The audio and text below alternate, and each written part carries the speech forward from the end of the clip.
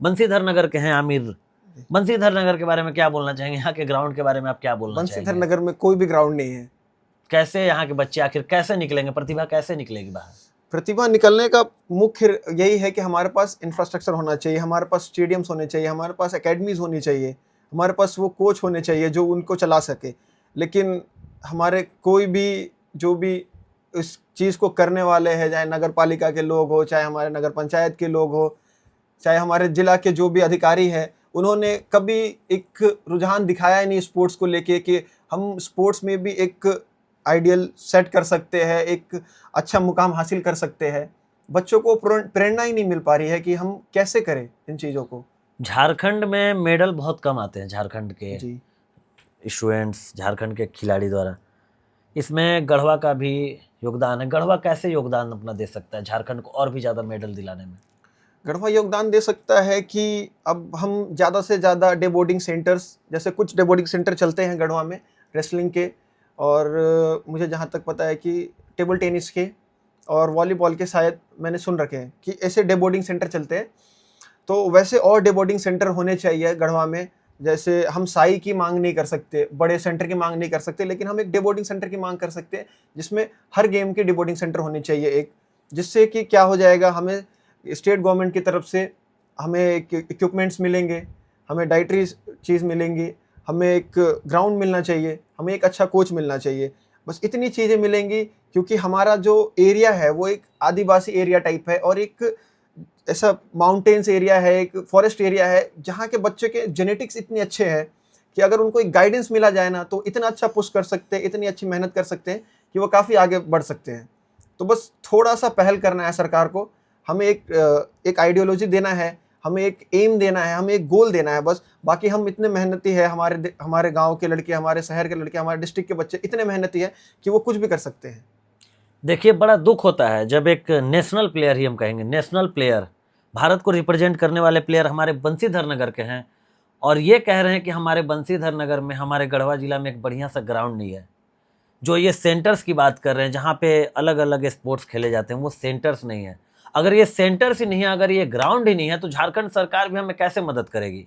लेकिन ये काम भी तो झारखंड सरकार का ही है। देखिए, एक नेशनल प्लेयर अगर ये सब डिमांड करें तो निश्चित ही हम बहुत पीछे हैं। झारखंड तो पीछे है, लेकिन गढ़वा जिला और भी ज़्यादा पीछे है। अगर झारखंड सरकार से हमें एक सवाल आया कि झारखंड, आपने मेडल लाया, आप नेशनल मेडल भी ला चुके हैं, फिलहाल आपका दूर दूर तक सिलेक्शन हो चुका है, हम और भी ज़्यादा गुड न्यूज़ इनके बारे में सुनेंगे। झारखंड सरकार आप लोगों को कैसे मदद कर रही है, जो मेडल ला चुके हैं और जो उनके अंदर ट्रेनिंग करते हैं? जी, झारखंड सरकार बहुत सारी चीज़ें निकाल रही है स्पोर्ट्स को लेके, बट वो काफ़ी पुरानी चीज़ें हैं। मतलब उनमें भी डेवलपमेंट होना चाहिए, उनमें भी चेंजेस होने चाहिए। जैसे एक हमारा SSPS करके एक सेंटर है जो रांची में है, जिसमें हर स्पोर्ट्स के बच्चे ट्रेनिंग करते हैं। वहाँ पे हर स्पोर्ट्स का वहाँ फैसिलिटीज़ है, अच्छे हैं, लेकिन उसमें भी और डेवलपमेंट होनी चाहिए और अच्छा होना चाहिए। उसके साथ साथ जो अदर एरिया के बच्चे जो नेशनल इंटरनेशनल्स में मेडल करते हैं, उनको कैश अवार्ड्स, प्रोत्साहन राशि मिलती है। जैसे मैंने भी मेडल किया है अभी, तो मुझे भी कुछ 3 या 4 लाख रुपए। कहाँ पे आपने मेडल किया था? जो हमने एशिया कप खेला था चेन्नई में, उसमें मैंने मेडल किए थे, तो उसके कुछ 3 लाख रुपए देंगी मुझे सरकार आने वाले टाइम में। और भी ये झारखंड सरकार की अच्छी पहल है जी। जो मेडल ला रहा है, कम से कम उसको प्रोत्साहन राशि 3-4 लाख रुपए मिल रहे हैं, वो एक स्पोर्ट्स पर्सन के लिए बहुत ज़्यादा हेल्प करता है, बहुत ज़्यादा हेल्पफुल होता है। और ये भी कहूँगा हेल्प कर रहा है, अच्छी बात है। लेकिन अगर यही मेडल अगर मैं महाराष्ट्र में लेके आता, यही मेडल अगर मैं यूपी में लेके आता, तो मुझे उस मेडल के 7 से 8 लाख रुपए मिल सकते थे। मतलब अमाउंट उधर ज़्यादा है, ज़्यादा ऐसा है। क्यों? ये पॉलिसी है हमारे स्टेट की। मतलब एक मेडल अगर बंदा झारखंड का अगर लड़का है, वो मेडल ला रहा है, तो झारखंड सरकार 3 लाख दे रही है, लेकिन वही मेडल अगर महाराष्ट्र और गुजरात में, हाँ, और उधर वेस्टर्न साइड में वेस्टर्न जाए साइड या में है, यूपी में ही चले जाए, तो उसकी प्राइस हाई है। ये ऐसा क्यों?